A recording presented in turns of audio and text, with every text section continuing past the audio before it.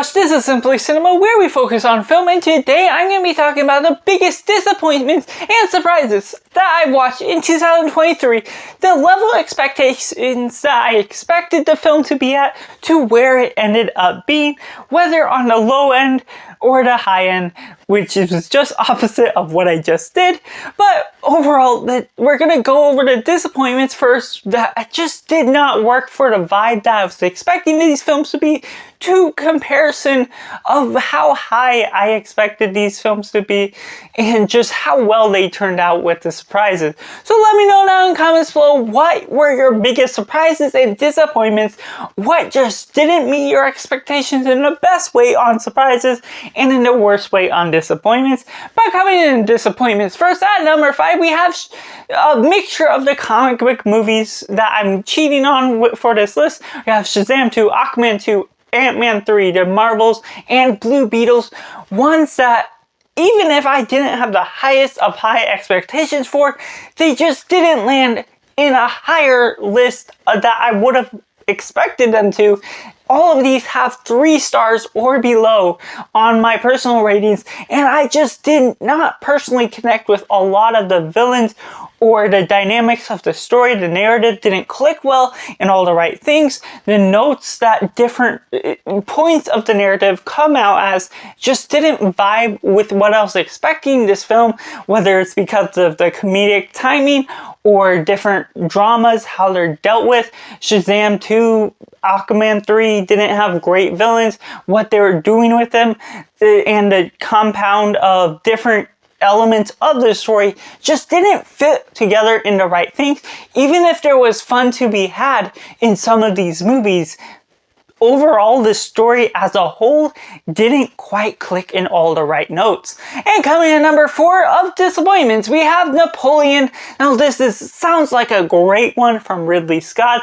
Now this is of course the theatrical release, and he has a 4-hour cut coming on Apple TV Plus eventually, but unfortunately for this theatrical run, it just did not have all the right vibes that you go into expecting an epic with Joaquin Phoenix pulling off a great performance, a great role, and he does deliver on that front. There is great moments throughout, but it did not feel like it needed to be a 3-hour runtime just for what we're giving, or however long it was in the theater, maybe 2.5. Regardless, just what they were doing with it felt way too lengthy, felt like it was going for a couple different ideas that didn't blend well in all the right ways, and just structurally it had a great way of pacing out the story, but it didn't have a great way of explaining all the right things, why certain things needed to matter, and the historic way of telling Napoleon's great epic story. And coming in number 3, we have The Color Purple. Now I was really intrigued what they had for this one based on the Broadway musical, and translating it into film, I did like this film for what it had to say, for its musical numbers. But unfortunately, the pacing, what it had to do, what the structure of the film was going for, didn't flow in quite the right way that I was hoping for it to go for. It didn't have a higher rating that I was going to expect from it. And so, unfortunately, while it had great performances, great song, great soundtrack, all of the above, it just didn't all fit together in a vibe that landed higher up on what I was expecting. But that leaves at number 2, Creed 3.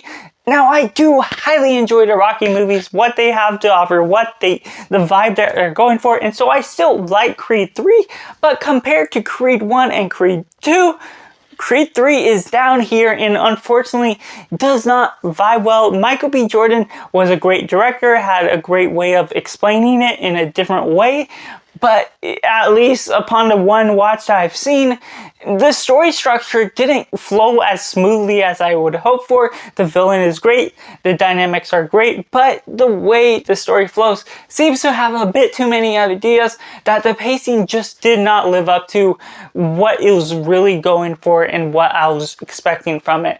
But out of the number 1 of disappointments, we have Indiana Jones and the Dial of Destiny. Now while I didn't particularly hate this film, it's way near the bottom of my list, not in the worst of the worst, but still very generic, especially for the franchise it's attached to, even being lower than the fourth film in this franchise, while I actually do enjoy. And unfortunately, this one felt really generic.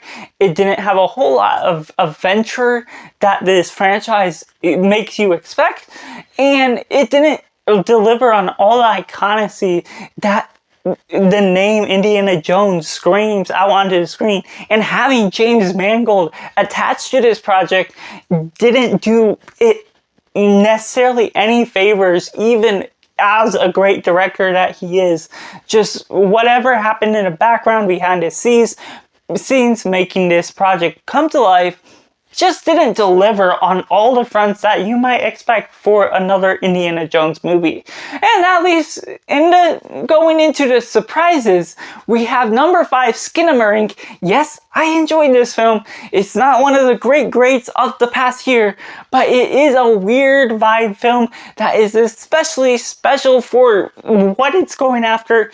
It's very normal verbal for what it's going for. It's kind of horror, but also because it's just mostly staticky, mostly in the dark, random camera shots, random moments, and random is the word you can use to explain what this film is.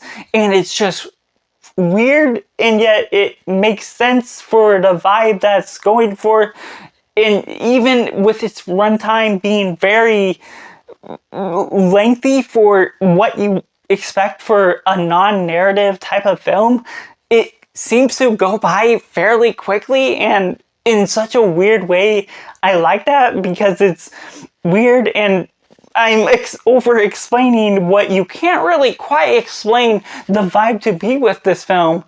But I was one of the ones that, out of the vast array of hate and love for this film, that I kind of enjoyed it, and I'm still gonna be honest and say I liked it. And so I was surprised by just what I needed to expect after hearing all of the vast controversy, where I ended up on the spectrum, and I liked it. And coming in at number 4, we have Scream 6. Now, coming off of Scream 5, I wasn't a huge fan of it. The way they killed off one of the main characters in such an odd way wasn't great, and the dynamics between that wasn't a great pacing in my personal opinion. And so going into Scream 6, from the one watch I got out of it, I do really enjoy the pacing, the dynamics of the characters, what they do, adding new ones and new people and new storylines into this New York City place. It just added a great element to the setting that came to life with this murderous mystery as you come to figure out who the characters and the killers are, and making me on the edge of my seat trying to guess what's all about to go down, and it all delivering in all the right ways, and even mentioning Letterboxd in a fun little nod that has some great vibes for what I did not expect to relive from this franchise to come to life. And coming in at number 3 of the surprises, we have The Killer Book Club. Now, this has a similar vibe to the Scream franchise. It's filmed in Spain, so it's a Spanish language film, but that came out on Netflix, and yet still surprised me because of that. It had that genre premise on the description, and so I'm like, why not check it out? And it delivered quite in such an interesting way, to the point that it was just about as good as Scream 6 for my taste personally. What I was expecting from it delivered and exceeded my expectations, as I am surprised by the film. And it had all the right notes because I'm an author, and what they're doing with the story, it became one of those meta-narrative films where they're self-aware of where they're going with the characters writing the story, the killers being out on the loose and making you guess who is the killer, who, if there's more than one. And what they were all doing that felt way too familiar because it's meant to be almost a Scream ripoff, but it still delivers on all its natures of having this different setting, having this different cast of characters that feels very different, and part of it may be because it's a foreign language film. but it still worked in my personal taste, and so that's why I got really surprised by how well I enjoyed this film personally. And coming in at number 2, we have The Killer, Just the Killer, from David Fincher. Now, maybe I should have expected more out of this film because of David Fincher, but I just didn't have a lot of the teasers. I didn't see a bunch of those, and so going into it, it felt like a fairly plain film, but it had all the right notes about this killer or hitman that fails in an assignment that causes great catastrophe with all he's going for and what all the danger he could be in for missing the shot that he was going to kill. And so the unraveling of that plot and having to kill certain people that were assigned on that project in order to free himself essentially from all that dynamic, it flows out in such a great way, in such an interesting drama and character study note that delivers on many fronts that I did not expect this film to go after, having a great pace, a great unraveling, and a great chapter sequence that really worked well, all told. And coming at number 1 of my biggest surprises, we have Unlocked, another Netflix film that was a foreign film from South Korea that really worked in wonders in all of the right way. I reviewed this on the channel last year when it came out earlier, and I did really highly recommend it for what it was going for. This just going over this girl that drops her phone, this one random guy that really knows how to hack phones, picks it up, returns it, but with the microchip that knows all her information, and trips up her life and throws things into a loop that gets you wondering how the mysteries are going to unravel, how things are going to get caught, how things are going to end.